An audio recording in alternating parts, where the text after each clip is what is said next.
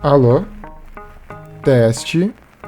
Ó, vamos lá. Antes do vídeo começar, vocês vão começar me fazendo um favor. Qual é o favor? Vocês vão me ajudar dando uma moral. Mas dando uma moral em quem? Vocês sabem do passaralho que aconteceu com o fechamento do Twitter aqui no Brasil. Inclusive, vá tomar no Elon Musk. Se eu não disse isso antes, que fique bem dizido. Vá se A gente tá discutindo aqui o Elon Musk. Mas, no meio desse passaralho todo que aconteceu, muita gente acabou perdendo sua base de seguidores estabelecidos que tinha principalmente lá no Twitter. Então aqui vocês vão começar me ajudando a dar uma moral primeiro para @samiluni, escrita SAMELONNY, lá no Blue Sky, que é para onde a maioria do pessoal tá migrando. Então você vai aqui, @samiluni, lá no Blue Sky, porque ela foi a responsável por fazer isso aqui.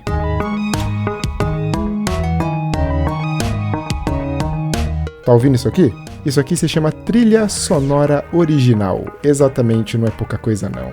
O canal agora tem suas músicas próprias produzidas por ela.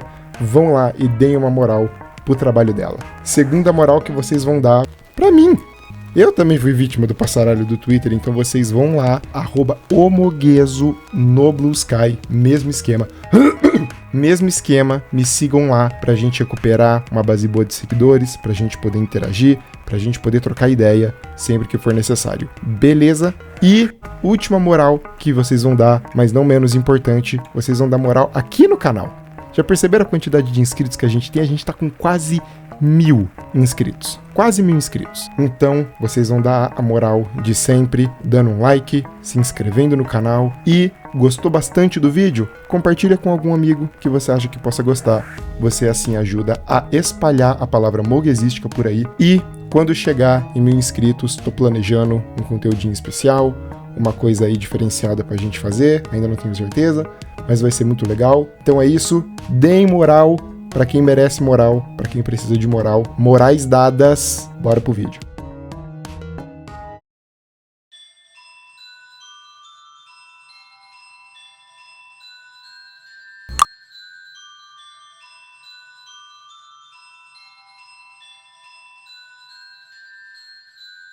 Nada que eu olho pra cima tinha uma luz por cima de mim. Ligou e subiu, e veio por cima do caminhão. Vindo aquele clarão, veio vindo e foi iluminando. Foi no final da tarde, começo da noite do dia 5 de novembro de 1975. Travis Walton havia sumido na floresta onde estava trabalhando e, segundo o relato de 6 companheiros, havia sido sequestrado por um disco voador.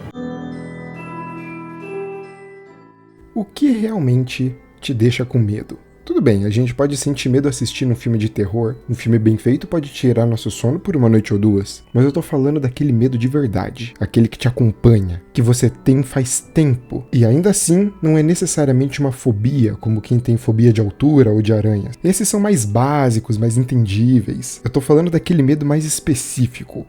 O medo que só você entende, que às vezes vem de algo que você passou na infância, ou de algo que você acredita. Dá pra entender de que tipo de medo eu tô falando? Então, quando eu parei pra pensar sobre isso, eu comecei a perceber que eu não tinha muitos medos. Não me entenda errado, não é como se eu fosse o Demolidor. É claro que eu tenho os mesmos medos que a maioria das pessoas. Eu tenho medo de cair. Posso chamar o Guilherme? Olha o homem aí! Eu não gosto de chegar perto de certos insetos. Eu tenho medo de alguém me seguindo na rua, de invadir minha casa. O que eu senti que faltava era esse tipo de medo mais profundo que eu disse. Começa pelo fato de que eu sou extremamente cético e sem nenhuma crença. Então aí já cai por terra, por exemplo, ter medo de fantasma, de espírito, assombração, medo do diabo, medo de maldição, medo de ir pro inferno, medo de demônio. Também não tem aquilo de medo de lenda, como medo do lobisomem ou do boitatá, saci, mula sem cabeça. Eu também não acredito em nada disso. Eu comecei a pensar que eu não tinha nenhum medo mais profundo dentro de mim, até lembrar de uma coisa: alienígenas. Sim, você com certeza tá pensando, não é o Dr. Cético aí? Não acredita em fantasma, mas acredita em ET. Calma, não é bem assim. Não quer dizer que eu acredito em ETs, que eu seja um dos ufólogos malucos que segue o ET Bilu. O que eu quero dizer é que eu tenho muito medo de um tipo específico de ET. Veja bem, eu não tenho medo dos aliens que vêm pra dominar, tipo Guerra dos Mundos ou Independence Day. Não é como se eu tivesse medo de uma nave enorme surgir e explodir a Terra. E muito menos medo dos aliens infiltrados no estilo Illuminati, tipo reptiliano da vida, tipo, oh meu Deus, eles estão entre nós. O que me dá medo é quando fazem alienígenas do tipo quietos, que chegam pra te abduzir e somem, e você nunca mais é visto.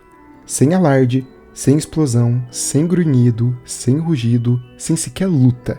Eles entram na sua casa, silenciosos, sorrateiros, no meio da noite. Ou uma luz invade a sua janela e aí, puff, você simplesmente some para sempre. É desse tipo que eu tenho medo. E novamente eu reforço, não significa que eu acredite nisso, mas que essa ideia me dá muito medo. Uma casa isolada, uma cidade pequena, uma pessoa sumindo sem explicação, seres silenciosos e esguios que se escondem nas sombras te observando sem você nem sequer perceber que eles estão ali. Te observando com uma frieza, como você olharia para algum animal no zoológico. É um conceito extremamente apavorante para mim. E como eu disse no início, é bem possível que esses medos mais profundos tenham raízes em coisas que você viveu, que te marcaram. E no meu caso, essa coisa tem nome e sobrenome. Um filme chamado Contatos Imediatos de Quarto Grau. Eu sei, pois é. O título por si só já é ridículo, parece uma continuação não oficial do Contatos Imediatos de Terceiro Grau. E ainda mais ridículo que um único filme tenha cravado um medo tão profundo em mim. Mas foi o que aconteceu. Eu assisti esse filme uma única vez na minha vida. Eu tinha entre 10 e 11 anos e era um dia de excursão na minha escolinha. Escolinha eu digo ensino fundamental. A maioria dos alunos foi para essa excursão e eu não pude ir. E como resultado, eu fui para a escola com a maioria dos alunos em falta. Uma escola quase vazia já é um ambiente agonizante por si só. Mas tudo bem, em dias assim, os poucos alunos que tinham eram juntados numa sala de vídeo que tinha na escola e podiam passar o dia assistindo qualquer filme que algum professor tivesse em mãos. Acontece que naquele dia em especial, por qualquer motivo que fosse, um professor decidiu colocar esse bendito filme de terror para crianças de ensino fundamental. E assim, eu assisti ele pela primeira e única vez. Mas afinal de contas, do que se trata esse filme? Esse filme é o que é chamado hoje de mockumentary, ou documentário. É um filme de terror feito em formato de um falso documentário. Daí, sacou? Mock, tipo de falsificação? Não necessariamente todo mockumentary é um filme de terror, mas esse é um gênero muito explorado pelo terror. E era um documentário falso sobre uma equipe de investigação estudando desaparecimentos misteriosos numa cidade pequena no interior dos Estados Unidos. Obviamente, como vocês podem perceber, ligando tudo isso a abduções. Agora, o que vocês precisam entender é que para uma criança da minha idade, eu não fazia ideia de que aquilo era sequer um filme.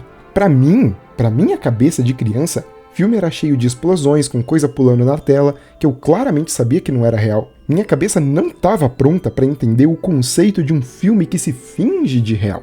Então tudo aquilo ali para mim era a mais pura verdade. E assim nasceu em mim uma verdadeira paranoia. Eu fiquei obcecado com a certeza absoluta na minha cabeça que aliens existiam. Não como os dos filmes que chegam explodindo coisas. Naquela época, eu já gostava de Independence Day. Os aliens de verdade eram silenciosos, te observavam, esperando o momento certo para te pegar sem ninguém ver. Agora aqui eu coloco o ponto de por que esse vídeo existe. Eu decidi que eu vou relatar aqui uma experiência comigo mesmo. Lembram quando eu disse que eu nunca tinha reassistido esse filme? Pois é, foi por falta de oportunidade. Mas por muito tempo foi por medo. No começo, medo de reviver tudo aquilo e me apavorar tudo de novo. Mas conforme eu cresci e minha cabeça mudou, eu comecei a assistir mais filmes de terror ao ponto de que hoje eu sou fã. Eu coloco filme de terror pra dormir. Inclusive, o primeiro Invocação do Mal, excelente filme pra dormir. E eu percebi que reassistir ele depois de crescido poderia tirar muito da minha sensação de pavor e paranoia que eu lembro de ter experimentado quando criança. Era o tipo de coisa que eu gostava de cultivar em mim. A memória do que houve há um tempo, antes do meu cinismo e ceticismo, onde eu fui genuinamente apavorado por uma coisa que eu tinha certeza de que ia me pegar. Por isso eu não queria reassistir esse filme. Esse medo infantil dentro de você é uma coisa que eu pensava, caraca, eu não tenho mais nada disso depois de crescido. Eu quero mesmo perder isso? É uma coisa tão interessante. É como você acordar, se assustar com algo no canto do seu quarto, você acende a luz e era só uma pilha de roupa. Eu pensava, poxa, hoje em dia é tão difícil eu sentir medo assim de alguma coisa, eu quero mesmo ir atrás de destruir essa lembrança da época que eu morria de medo? Eu quero mesmo acender a luz do quarto e ver uma pilha de roupa? Mas agora eu decidi que pode ser uma baita experiência, não só para eu viver, mas como também para eu documentar. Portanto, aqui vamos fazer um antes e depois desse filme para mim. Como foi reassistir ele mais de 10 anos depois com a cabeça de hoje. Bom, para começar, eu vou descrever tudo que eu me lembro que acontecia no filme e principalmente as partes que eu me lembro de mais sentir medo, pra gente comparar depois quando eu reassistir tudo. Vale lembrar, eu tô escrevendo isso antes de reassistir. Toda essa parte do vídeo foi escrita e gravada antes de eu reassistir o filme. Então tudo isso que eu vou falar são memórias bem desgastadas de um filme visto uma única vez por uma criança bem assustada. Mas vamos lá! Eu me lembro que o filme se passava numa cidade de interior chamada Nome. Eles falavam Nome, mas se escreve nome mesmo. E era um grupo de pessoas que investigavam uma casa de uma mulher que alegava estar sendo perseguida por alienígenas. Eu lembro que os alienígenas nunca apareciam de fato, eles meio que controlavam a mente das pessoas e falavam através delas. Inclusive, chegando à parte que eu me lembro claramente do alien falando através da mulher: eu sou Deus. Vocês não têm noção do estrago que isso fez na minha cabeça de 11 anos. Eu me lembro também de algo envolvendo corujas. Inclusive, é um dos grandes motivos que eu morro de medo de coruja. Não qualquer coruja, essa coruja. Especificamente essa coruja. É por causa desse filme. Esse filme tem alguma coisa com corujas, não me lembro bem. Eu lembro de cena onde essas corujas ficavam estáticas encarando alguém ou alguma coisa, como se nem sequer fossem corujas de verdade. Então, eu cultivo esse medo até hoje, já não gosto de pássaro, odeio ainda mais essa coruja, morro de medo dessa coruja por causa desse filme, e agora eu vou entender por quê e se meu medo de coruja continua. E eu me lembro de cenas onde eles apontavam a câmera para o céu de noite, no enquadramento onde a casa em que eles estavam ocupava a maior parte da tela e todo o resto era o céu escuro e sem estrelas, só com algumas árvores em volta. E isso eu me lembro muito bem dessa cena. Depois que o caos aconteceu na casa e a mulher acabou possuída, eles mostram a câmera que ficou do lado de fora da casa e o céu começa a se mover, mostrando uma silhueta circular e as estrelas do céu por detrás daquilo, mostrando que aquilo preto em cima da casa não era o céu noturno, era o tempo todo a nave dos alienígenas que estava parado ali o tempo inteiro, disfarçada, vigiando, e as pessoas investigando sem saber de nada, e o público do filme sequer percebendo até ser tarde demais. A mulher tinha sido abduzida e a nave tinha partido. E minhas memórias sobre acabam aí. Eu lembro de ter umas informações no final sobre aquela cidade ser líder em desaparecimentos e avistamento de OVNIs e tals, mas nada muito além disso. E a partir daqui, pra parte onde eu volto depois de ter reassistido ele. Então, até já.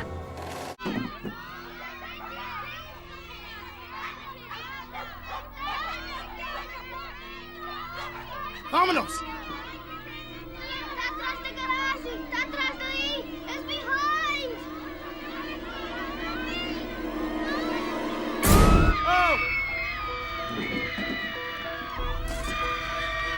Ok, antes da gente passar pro filme em si, eu fui atrás de entender um pouco desse nome. E isso foi meio nostálgico, porque quando mais novo eu era muito fissurado em ufologia. Eu adorava tudo isso, eu adorava pesquisar sobre OVNIs, caso Roswell, Operação Prato, ET de Varginha, Zaz, eu adorava isso, teorias da conspiração, Arquivo X, eu adorava tudo isso. Foi muito nostálgico voltar a pesquisar essas coisas. Então, aparentemente, dentro da ufologia tem uma escala que o pessoal usa para descrever níveis de contato com seres de outro planeta. É a tal da escala de Hynek. Segundo a gloriosa Wikipédia, 0 grau é você ver luzinhas de longe sem entender direito o que é. 1º grau é você ver de fato um OVNI, tipo, muito claramente. 2º grau é quando junto da visão do OVNI vem alguma interação de algum jeito. Pode ser tipo queimaduras, paralisia, calor, máquinas parando de funcionar. Aqueles círculos de plantação seriam um contato de segundo grau, tá ligado? Um contato de terceiro grau é de fato ver os bichos, seja eles o que for. Por isso que no filme do Spielberg, que chama literalmente Contatos Imediatos de Terceiro Grau, o filme termina com eles vendo os ETs saindo da nave e se comunicando. E aí, como o filme do Spielberg fez um sucesso imenso, esse filme muito marotamente se aproveitou e se chamou de The Fourth Kind, o quarto grau. Um nível a mais do que o filme do Spielberg. E segundo essa escala, o quarto grau são abduções. E por isso o filme é todo centrado ao redor de desaparecimentos e tal. Sacou? Pelo que eu tava vendo, essa escala continua indo até o 7º grau, que envolve humano e alienígena transando, e graças a Lulu esse pessoal parou no quarto. Ah, não, tarde demais. Bom, mas título explicado, vamos pro filme. Então, o filme acompanha essa doutora Abigail, que é uma psicóloga e que tem algum trauma não resolvido no passado com o assassinato do marido dela, e ela faz sessões de hipnose para tentar relembrar o que aconteceu. E enquanto isso, ela atende os seus pacientes de Nome, uma cidade pequenininha no Alasca, que contam acontecimentos bizarros para ela, e todos os relatos geralmente envolvem corujas observando eles por horas. O filme tem uns takes só mostrando coruja olhando pra câmera com música sinistra e eu juro, me arrepiou inteiro.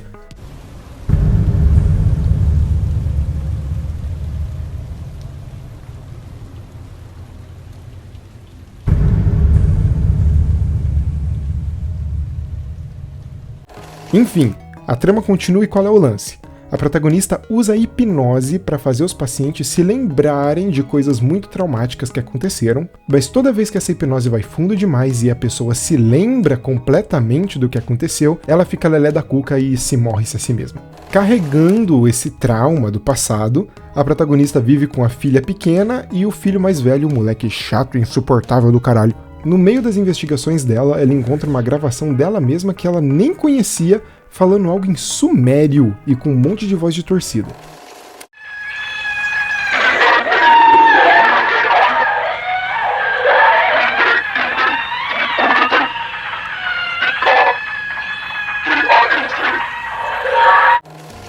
Nisso, ela vai atrás de um especialista em sumério e o filme começa um monólogo desse cara especialista aí, professor de faculdade, falando sobre como um monte de coisa dessa civilização suméria envolvia ou foguetes, ou naves, ou trajes espaciais. E tudo isso 4000 a.C., ou seja, é o clássico papo do eram os deuses astronautas.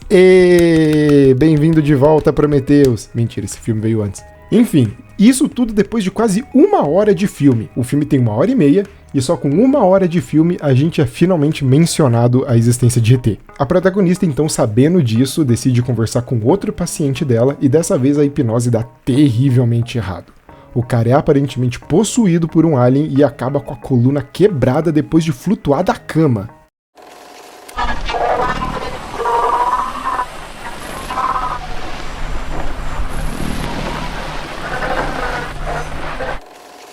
Depois disso, a doutora, muito justamente, fica na mira da polícia e mandam que ela não saia de casa por nada. E, justamente nessa noite, os ETs vão atrás dela e a filha mais nova dela acaba abduzida.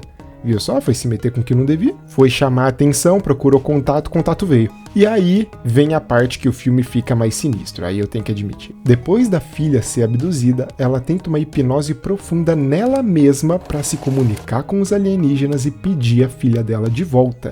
E nisso ela é totalmente possuída, fala que todas aquelas corujas não eram corujas, que a coruja estava rindo para ela, e os ETs falam que não vão devolver a filha dela e que eles são Deus.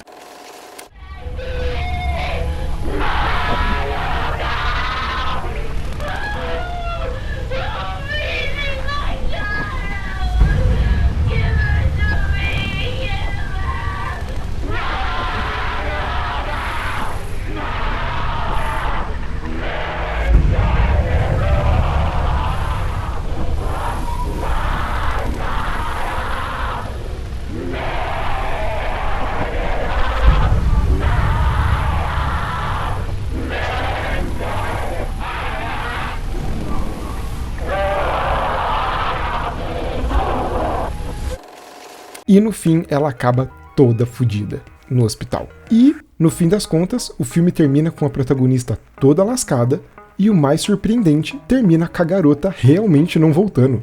A filha pequena dela foi abduzida e levada para sempre.